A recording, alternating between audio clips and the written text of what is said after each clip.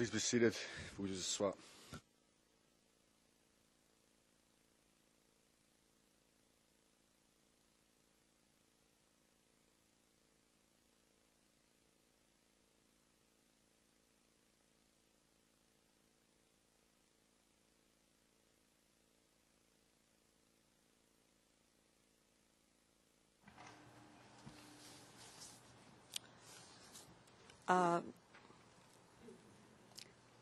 Maître Altit,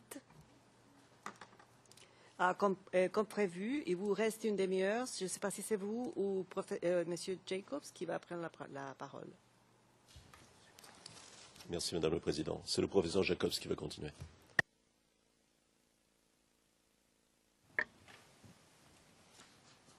Merci, Madame la Présidente. Je vais à présent développer la deuxième remarque préliminaire de la défense, concernant le document contenant les charges. Dans les quelques minutes qui suivent, je vais exposer des éléments qui devraient conduire la Chambre à rejeter en tout ou en partie le document contenant les charges. La défense aura l'occasion, dans les jours qui viennent, de souligner les défaillances et les incohérences, tant factuelles et juridiques, de ce document. Ces défaillances et incohérences sont non seulement dommageables pour la défense, qui a dû se préparer sur la base d'un document inadéquat, mais aussi pour la crédibilité de l'institution dans son ensemble. Le procureur est censé avoir mené une enquête en Côte d'Ivoire, et plus particulièrement sur le président Gbagbo, avec les moyens étendus dont dispose son bureau et la pleine coopération de la Côte d'Ivoire depuis près de 2 ans. Il est incompréhensible que le fruit de cette enquête soit le DCC qu'il a présenté à cette Chambre dans l'affaire la plus importante de la jeune histoire de la Cour pénale internationale. Dans le cadre des remarques préliminaires, nous aimerions insister sur 2 défaillances du DCC qui devraient pousser la Chambre, à ce stade de la procédure, à le rejeter en tout ou en partie. Tout d'abord, l'absence de précision sur les éléments essentiels qui sous-tendent les charges. Et deuxièmement, l'absence de précision sur le mode de responsabilité sous 25.3d. Tout d'abord, donc, les éléments essentiels sous-tendant les charges. Les charges sont au cœur des poursuites contre un individu à la Cour pénale internationale, plus particulièrement lors de l'audience de confirmation des charges. En effet, c'est sur la base des charges éventuellement confirmées et qui ne pourraient plus être modifiées qu'un procès aurait lieu. Il est donc particulièrement important que ces charges soient suffisamment précises pour que la personne accusée puisse se préparer dans les meilleures conditions, tant pour l'audience de confirmation que pour un éventuel procès qui s'ensuivrait. Cette exigence de rigueur s'applique notamment aux faits et circonstances décrits dans les charges, au-delà desquels la Chambre de première instance ne pourrait aller, dans un éventuel jugement, en vertu de l'article 74.2 du statut. La jurisprudence a eu l'occasion de préciser cette notion de faits et circonstances décrits dans les charges. Ainsi, dans une opinion dissidente remarquée dans l'affaire Katanga, la juge Vandenwager notait l'importance de distinguer entre les éléments essentiels qui sous-tendent les charges des faits subsidiaires et regrettait à l'époque que ni le procureur ni la chambre préliminaire n'ait fait l'effort de distinguer les deux dans la phase préliminaire. C'est logiquement sur le procureur que repose en premier lieu cette obligation primordiale, dans la mesure où c'est lui qui dépose le DCC. Or, force est de constater que le procureur n'a fait ici aucun effort pour distinguer entre les éléments essentiels sous-tendant les charges et les éléments accessoires. Déjà, la défense note que le mot « charge » n'apparaît jamais dans le DCC, après son titre. Ce n'est pas un bon début pour que la défense puisse s'y retrouver. Par ailleurs, dans le DCC, le procureur ne distingue jamais quels éléments sont au soutien de quelle démonstration juridique particulière. Ainsi, le procureur accumule les exemples d'événements et d'attaques alléguées contre la population civile, tant dans le cadre de la démonstration sur les éléments contextuels du crime contre l'humanité, que dans la discussion du mode de responsabilité du président Gbagbo, sans jamais établir de lien spécifique avec les 4 événements choisis, et se contentant de remarques générales sur la politique globale, soi-disant criminelle, du président Gbagbo.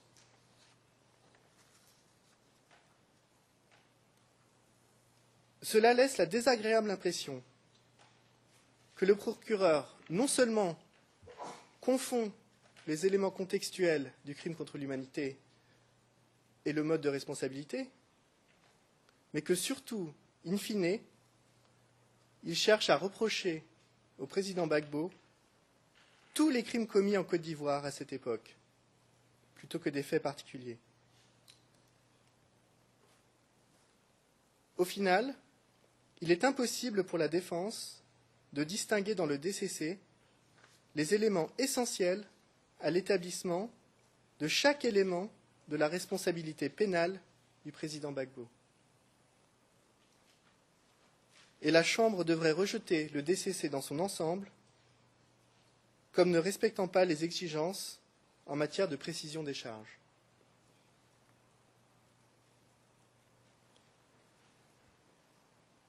Le manque de rigueur du procureur se matérialise aussi dans son traitement du deuxième mode de responsabilité, celui de la contribution au titre de l'article 25.3d.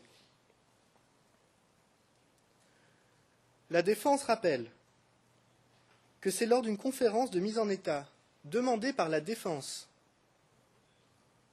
que le procureur a informé la Chambre préliminaire, presque comme une question accessoire, un afterthought en anglais, qu'il comptait ajouter un mode de responsabilité. Sans cette conférence de mise en état, on peut se demander quand exactement le procureur comptait notifier la défense de ce changement important. Car oui, ce changement est important, malgré les tentatives de minimiser les choses dans le document contenant les charges. Les 2 modes de responsabilité sont fondamentalement différents. La coperpétration indirecte n'exige pas que l'intention ou la responsabilité pénale des exécutants soit établie. Alors qu'au contraire, la contribution au sens de 25.3d exige l'existence d'une telle intention criminelle du groupe agissant de concert. Également, les éléments matériels de ce mode de responsabilité ne sont pas les mêmes, ni l'intention qui doit être attribuée à la personne. Cette distinction fondamentale était au cœur, encore une fois, de l'opinion dissidente de la juge Vandenwaegard dans l'affaire Katanga, lorsqu'elle reprochait à la majorité de la Chambre d'avoir fait semblant que les éléments de la contribution étaient forcément inclus dans les éléments de la coperpétration indirecte. Au vu de cela, comment le procureur peut-il affirmer, au paragraphe 100 de son DCC, et je cite, qu'il s'appuie sur les mêmes faits et circonstances énoncés plus haut? Il n'a jamais, plus haut, avec précision identifié un groupe déterminé qui, indépendamment du président Gbagbo, aurait eu l'intention, en application d'un dessein criminel, de commettre des crimes relevant de la compétence de la Cour. Et une telle démonstration exige forcément que soient apportés de nouveaux faits et présentés de nouvelles circonstances.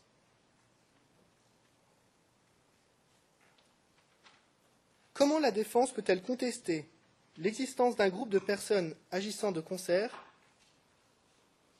quand celui-ci est défini au paragraphe 106 du document contenant les charges comme, et je cite, « des commandants et des membres des forces pro-Gbagbo, dont ce dernier, sans précision ni sur leur identité, ni sur leur supposée intention criminelle. » La lecture des 2 malheureuses pages du DCC où le procureur développe ce mode de responsabilité donne l'impression qu'il suffit de répéter ce qui a été dit dans les 50 pages précédentes, en enlevant le nom du président Gbagbo, pour établir ce nouveau mode de responsabilité.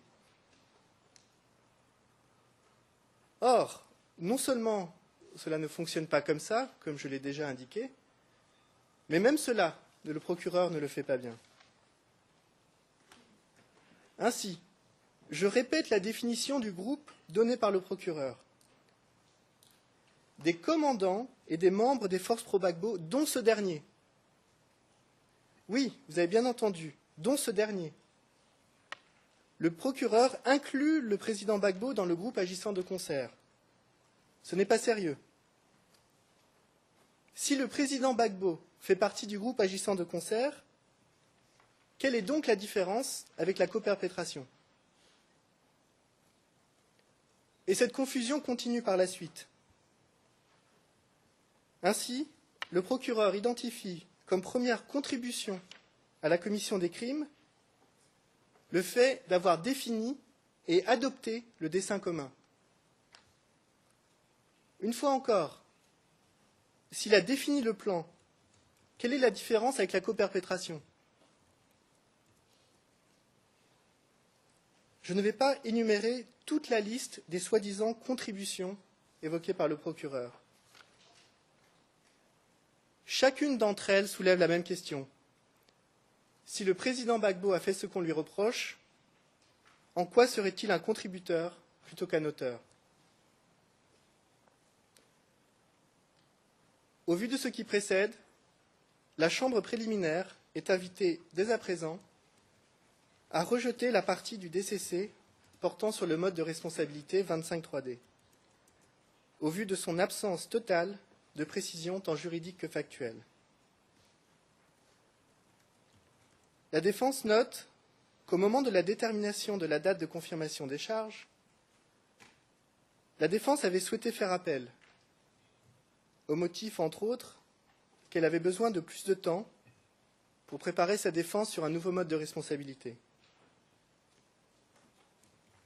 À la lecture du DCC, il apparaît que c'est surtout le procureur qui aurait dû prendre le temps supplémentaire.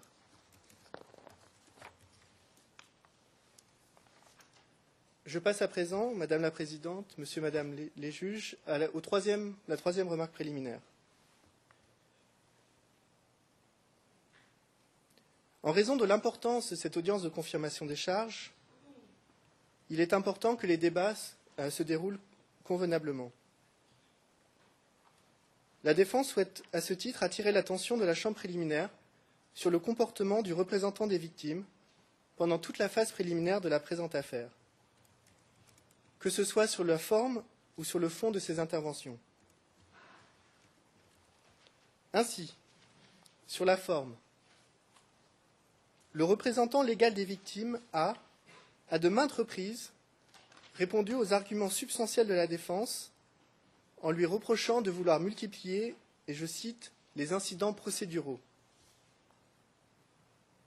allant jusqu'à lui reprocher son manque de diligence, et je cite encore, dans le traitement du fond de l'affaire, et de, je cite une fois encore, vouloir submerger la Chambre par de multiples requêtes. Par ailleurs, à chaque fois que la défense a fait appel d'une décision, le représentant légal des victimes a estimé que ce n'était pas justifié et fait dans un but dilatoire. Déjà, la défense s'étonne du mépris apparent du représentant légal des victimes pour ce qu'il appelle, et je cite, la procédure.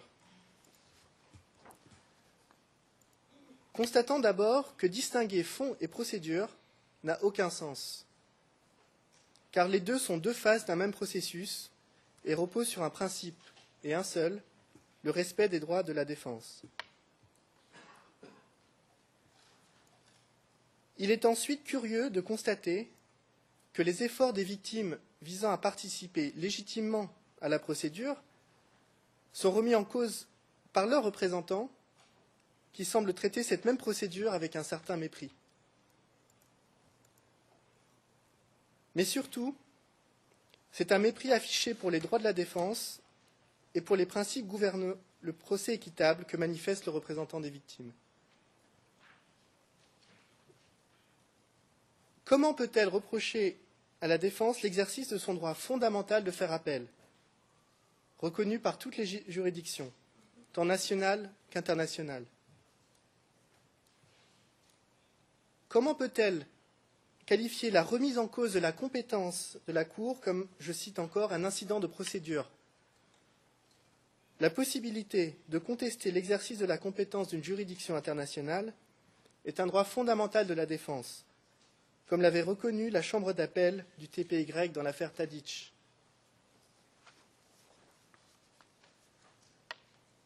Comment peut-elle qualifier la procédure qui a permis d'évaluer la capacité à être jugé du président Gbagbo d'incident procédural? C'est une fois encore l'exercice par la défense d'un droit fondamental.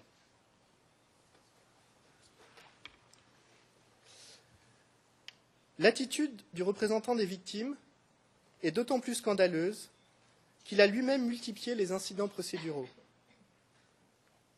allant jusqu'à adresser à la Chambre d'appel une demande de participation à une procédure inexistante, ou encore en multipliant les demandes d'accès, en grande majorité sans succès, aux documents confidentiels de la défense. Le comportement du représentant des victimes s'explique par sa volonté d'avoir les mêmes droits que les parties au procès.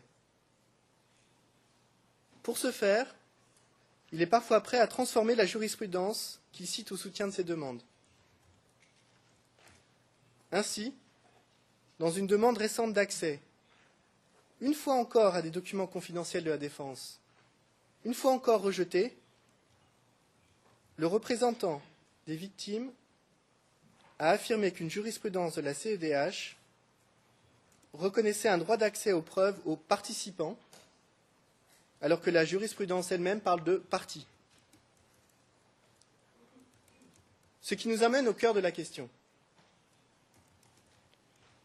Ce que le représentant des victimes cherche à obtenir, in fine, c'est un statut de partie au procès à part entière. Comme le montrent, là encore explicitement, les éléments portés au soutien de ces requêtes. Or, la défense rappelle que les victimes ne sont absolument pas parties au procès. Elles sont simples participants et leur participation, ainsi que la nature de leur contribution à la procédure, doit être strictement encadrée afin que soit préservée la bonne tenue des débats. La responsabilité de cet encadrement incombe en premier lieu au juge. Or, alors que la défense a soulevé ces questions à de nombreuses reprises, en réponse aux requêtes du représentant des victimes,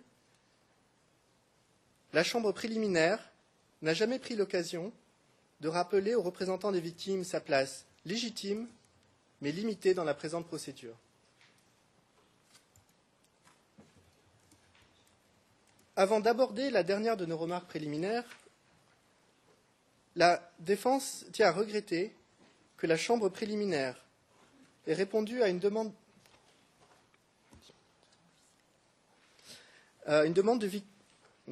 a déploré que la Chambre préliminaire ait répondu à une demande des victimes hier dans la soirée, sans consulter les parties, ni la défense, ni l'accusation, et donc en violation du principe du contradictoire. J'aborde à présent le dernier point, la dernière remarque préliminaire, celui de la connexité. Il ressort clairement du présent dossier que, pour tous, les autorités ivoiriennes, comme le procureur de la CPI, il existe une seule et même affaire relative au rôle allégué du président Gbagbo et de son entourage dans la crise post-électorale. C'est vrai pour la Côte d'Ivoire, où, comme je l'ai rappelé plus tôt, toutes les enquêtes au niveau national portent nécessairement sur le président Gbagbo. C'est vrai également pour la CPI, qui évoque de façon abondante, où le procureur évoque de façon abondante, le rôle des présumés co-auteurs des crimes allégués, notamment Simone Gbagbo et Charles Blé Goudé. Il ne fait donc aucun sens que cette unique affaire, aux yeux de tous, soit fragmentée en plusieurs procès, devant plusieurs juridictions. Face à cette situation, la défense invite la Chambre préliminaire à prendre la mesure de la connexité entre les différentes poursuites relatives à la crise post-électorale et en tire les conséquences. Ces conséquences pourraient être de deux ordres. Premièrement, dans l'esprit du principe de complémentarité, la Cour pourrait se dessaisir au profit des juridictions ivoiriennes.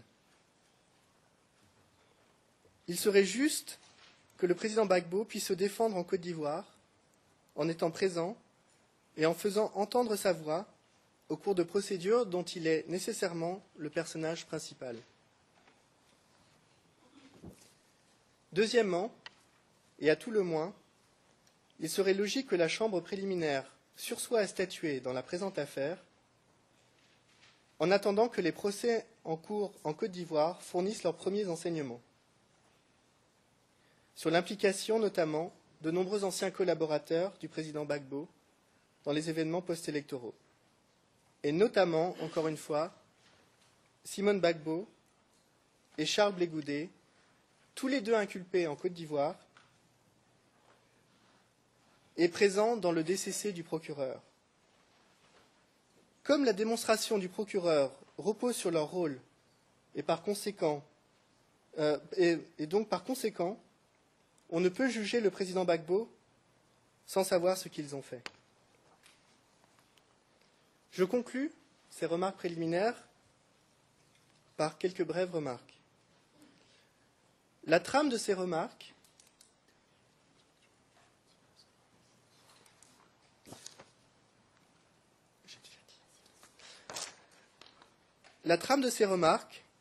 au-delà des différentes questions soulevées par la défense, est la présence de tous les personnages, de tous les acteurs qui vont façonner l'histoire de cette procédure judiciaire. Et au-delà, l'histoire dont celle-ci va accoucher aux yeux du monde qui la suit avec attention. Aujourd'hui, cette histoire est encore parcellaire, sans structure, incomplète, à l'image du DCC présenté par le procureur, qui semble être un auteur en quête de personnages.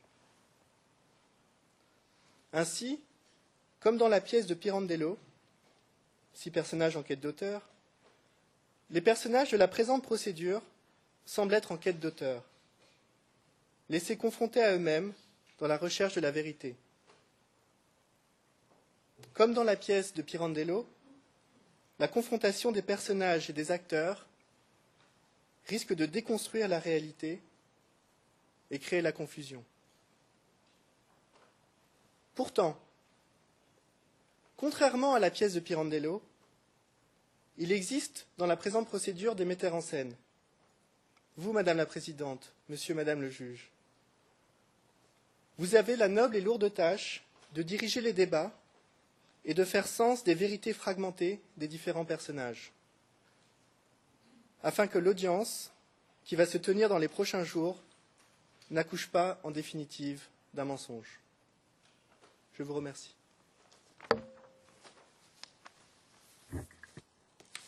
Je vous remercie, Monsieur Jacobs, et je vais maintenant donner la parole au bureau du procureur. Vous avez une demi-heure pour répondre.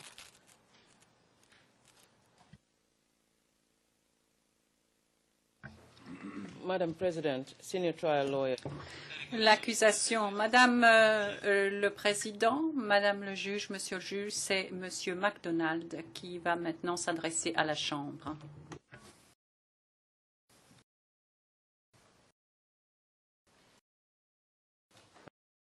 Madame la Présidente, honorable juge,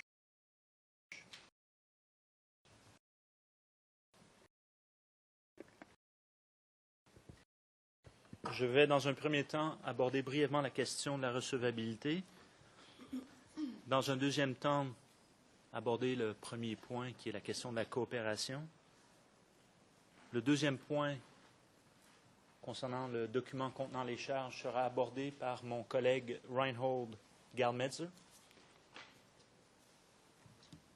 Évidemment, les représentants légaux pourront répondre du troisième point. Et le dernier point, je m'interroge même si l'accusation a quelque chose à dire sur ce dernier point.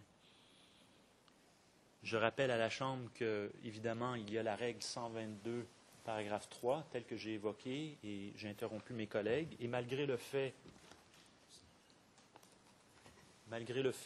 qu'il s'agit de présentation, il s'agit d'un exercice vivant, et les parties ne resteront pas assises. L'accusation interviendra lorsqu'elle le jugera à propos, toujours dans le respect, évidemment, de la procédure. Nous remercions la Chambre de pouvoir répondre donc d'ici le 23 mars à cette requête de dernière minute, il faut bien le dire, malgré le fait que cela fait déjà plusieurs mois qu'on sait qu'il va y avoir une confirmation des charges. Ce n'est que 4 jours avant le début de celle-ci que, enfin, la défense dépose par écrit sa requête. Également, il serait peut-être important que la Chambre demande à la défense, y a-t-il d'autres moyens de preuve, outre les 14 annexes sur lesquelles il s'appuie pour démontrer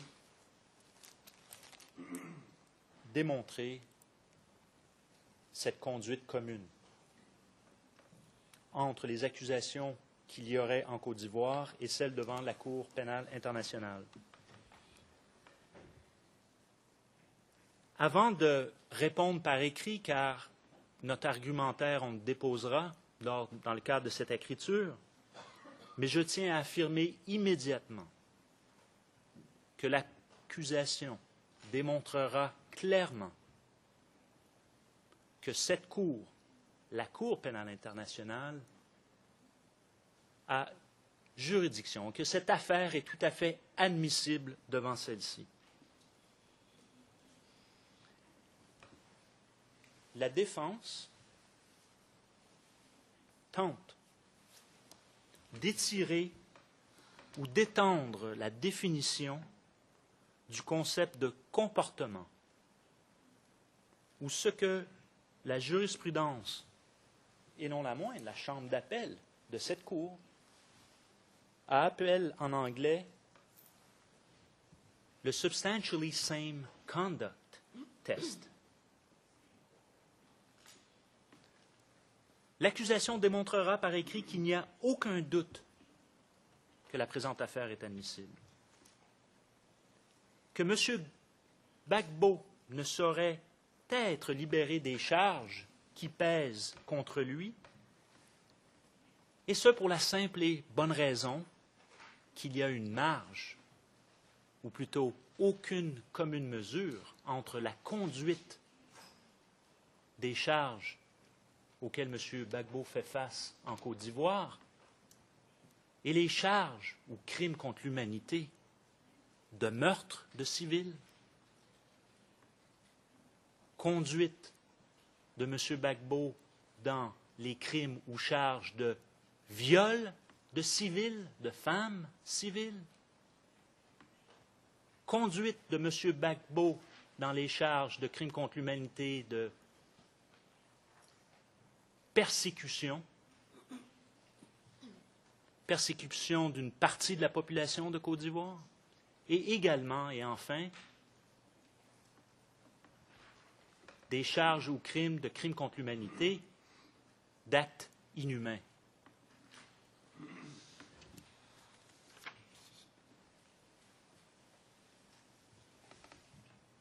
Nous démontrerons par écrit, enfin, et pour terminer,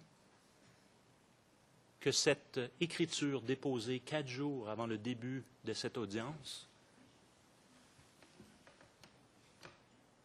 est un écran de fumée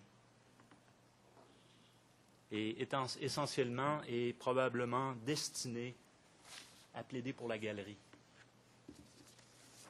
Deuxième point, la question de la coopération. Où sont les écritures déposées par la défense avant cette audience demandant l'assistance de cette Chambre dans la conduite de ces enquêtes sur le terrain? Si la défense a des difficultés pour exécuter ces enquêtes, où sont les écritures? La Chambre ne saurait aujourd'hui retarder les procédures, car encore une fois, et c'est une autre technique de la part de la défense, et on ne s'en cachera pas, c'est de tenter à nouveau de retarder les procédures. Cela fait depuis juin que cette confirmation des charges doit avoir lieu. Et encore une fois, on veut la retarder et on demande son report. Maître Altid, vous voulez vous adresser à la Chambre? Je peux m'asseoir si vous voulez. Allez-y. Oui, Maître Altid. Merci, Madame le Président. Écoutez, il me semble devrait y avoir réponse à des points qu'on a abordés, qui sont des points qui nous paraissent essentiels. Ce n'est pas le lieu pour un procès d'intention. Ce n'est pas le lieu pour des affirmations gratuites. Non, vraiment, je crois là qu'il y a ici un vrai problème. Et je demande au procureur, il aura le temps d'exposer en long, en large, en travers ces théories, de ne pas fourvoyer la Chambre. C'était des tentatives dilatoires. Les experts mandatés par votre cour, par votre Chambre, ont reconnu la réalité des choses. Enfin, non, mais il y a des choses qu'on peut accepter, d'autres choses qu'on ne peut pas accepter. Je m'excuse de vous couper la parole, mais je veux vous rassurer que vous aurez la possibilité d'en parler et de faire votre réponse à la fin, après avoir écouté les procureurs et la représentante légale commun. Vous aurez l'occasion de riposter. Merci. Vous pouvez continuer, maître. Merci.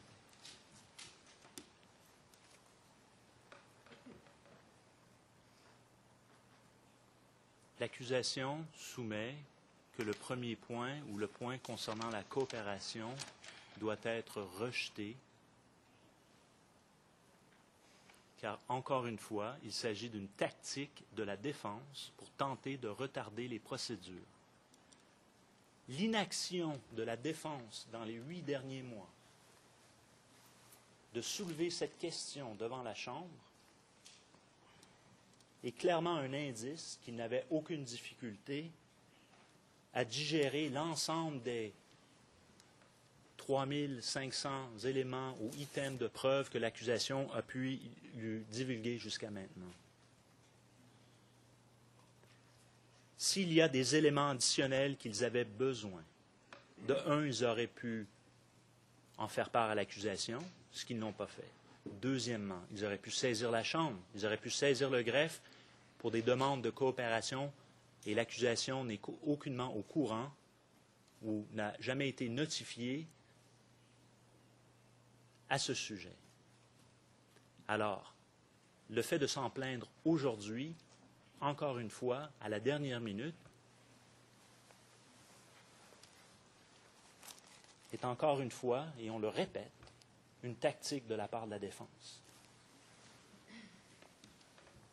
Dans des dossiers antérieurs, l'accusation a participé à des audiences où la défense avait des difficultés à obtenir la coopération de certaines autorités nationales ou organisations, et compte tenu des contacts, et peut-être dans certains cas effectivement une position plus privilégiée, l'accusation était à même d'intercéder auprès de ces autorités ou organisations pour qu'elles coopèrent avec les équipes de défense. Car il en va dans l'intérêt de la justice, effectivement, que la défense puisse, dans certains cas, lorsque ça se justifie, avoir accès à certains documents.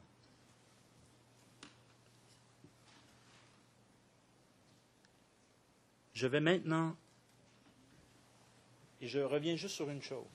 L'accusation vous soumet que ce moyen, ou sur la question de la coopération, devrait être rejeté également sur la base qu'elle ne rencontre pas les critères à 122.3. Il ne s'agit pas d'une question de recevabilité de l'affaire ou une question de procédure, de la conduite des procédures lors de cette confirmation des charges.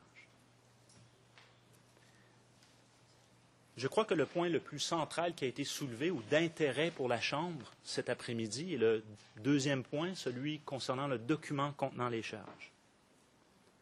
Alors, tel que je l'avais mentionné précédemment, mon collègue Gerd Metzer va maintenant développer la réponse, si vous voulez, de l'accusation sur ce point. Je vous remercie. Merci. Avant de vous donner la parole, une petite précision pour clarifier. Vous avez dit que ce n'était pas le 23 mars, mais le 28 mars, la date qui a été fixée par la Chambre pour des réponses à la contestation de recevabilité. Seulement pour clarifier ces points-là. Merci. Il s'agit d'un lapsus. Effectivement, j'avais bien noté la date du 28 mars. Merci.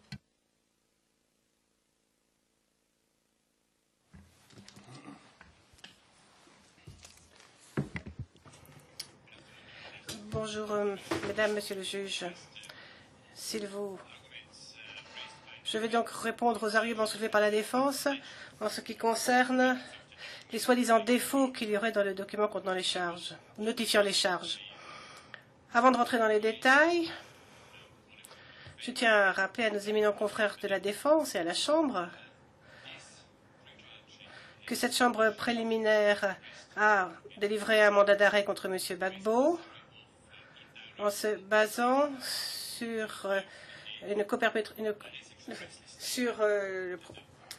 l'article 25.3a, en se basant sur le mode de responsabilité qui pourrait éventuellement être revu dans le cadre de l'audience de confirmation des charges. Nous avons étudié ça de près et suite à nos réflexions et à nos délibérations internes, nous avons décidé de présenter devant la Chambre un nouveau mode de responsabilité en supplément de celui qui avait déjà été précisé, le 25.3a. Nous avons divulgué le document notifiant les charges à la défense en application d'une ordonnance de la Chambre, et je parle ici de la dernière version, et en application aussi de la règle 121 du règlement de procédure et de preuve, qui exige que la divulgation doit se faire 30 jours avant l'audience de confirmation des charges. Nous avions certes divulgué des versions précédentes de ce document, Et ces versions étaient un peu différentes, pas dans les faits, mais en matière surtout de qualification légale. Mais ceci n'est pas un préjudice pour la défense. Au contraire, la défense maintenant a un avantage. Il connaissait la thèse de l'accusation depuis fort longtemps, bien avant ces 30 jours. Et la qualification légale supplémentaire donc n'est pas une modification ou un amendement des faits et circonstances qui sont dans le DNC. Nous nous appuyons exactement sur les mêmes faits et les mêmes circonstances pour étayer notre nouvelle qualification légale au titre du 25.3d. La défense parle de nouveaux faits, mais il n'y a pas de nouveaux faits. Ce sont les mêmes faits, exactement les mêmes. Même s'il y avait de nouveaux faits, d'ailleurs, comme je l'ai dit, de toute façon, nous avons divulgué ce document 30 jours avant la confirmation des charges. Et c'est là-dessus qu'il faut se baser pour étudier nos arguments. Maintenant, je reviens un peu en arrière. La défense déclare que les charges sont trop vagues et floues. Les charges ne sont mentionnées, paraît-il, que dans le titre. Eh bien, malgré tout le respect que nous devons à nos éminents confrères, ceci n'est pas vrai. Et comme vous le voyez très clairement d'ailleurs dans la structure de notre document de notification des charges, les paragraphes 92 à 108 énoncent les charges, chapitres H et I du document.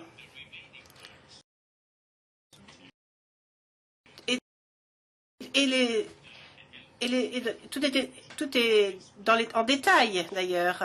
Et l'accusation explique bien comment elle a l'intention d'établir les éléments des crimes et les éléments du mode de responsabilité. L'accusation a pris cette approche en se basant sur la jurisprudence de cette chambre, non, de la chambre préliminaire 1, qui, dans sa décision de confirmation des charges dans l'affaire Banda et Djerbo, il s'agit donc du document ICC 02 05 03 09 121, paragraphes 36 à 38. Donc cette décision explique bien comment certaines charges sont liées à d'autres portions de documents contenant les charges. Donc, ce n'est pas le document entier, mais uniquement une partie bien précise des charges que vous retrouvez, donc, comme je l'ai dit, pour 92 à 108 dans notre document de confirmation de notification des charges. Ce document a un but bien précis, d'ailleurs. C'est pour cela que nous avons fait extrêmement attention pour expliquer en détail la thèse de l'accusation, afin que la défense soit notifiée à l'avance de notre thèse et de notre cause, et pour que la Chambre aussi comprenne bien quels sont les détails sur lesquels nous nous fondons dans notre thèse. De plus, nous avons donné à la défense, ainsi qu'à la Chambre, une liste des éléments de preuve. Et dans cette liste d'éléments de preuve, nous avons expliqué très clairement comment chacun des éléments de preuve sur lesquels nous avons l'intention de nous baser dans le cadre de cette audience de confirmation des charges est lié à des faits bien précis, ce qui donne quand même encore plus d'éléments à la défense. Et vous avez aussi accès autour des notes de bas de page dans le document de contenant des charges, ce qui permet à la défense de mieux encore comprendre notre cause. La jurisprudence de cette Cour a déclaré que la liste des éléments de preuve fait partie intégrante de la lecture même que l'on doit faire de l'affaire et de la cause de l'accusation. Et nous avons suivi exactement cette même jurisprudence. Donc tous les détails sont là et nous sommes persuadés que les détails sont suffisants. Et de toute façon, la défense a eu droit à ce document dans les délais requis.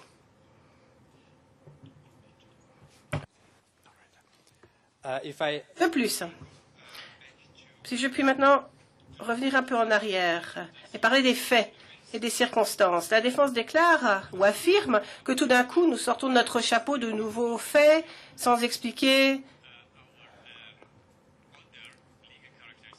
en quoi notre autre qualification juridique des faits au titre du 25.3d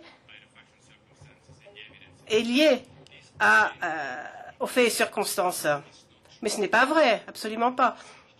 En effet, dans le chapitre I de notre document contenant les charges, notifiant les charges, du moins, pour les chefs 5 à 8,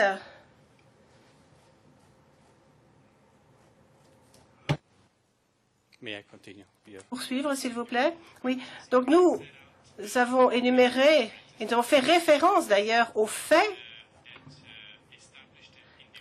qui établissent les éléments individuels au titre de l'article 25.3d.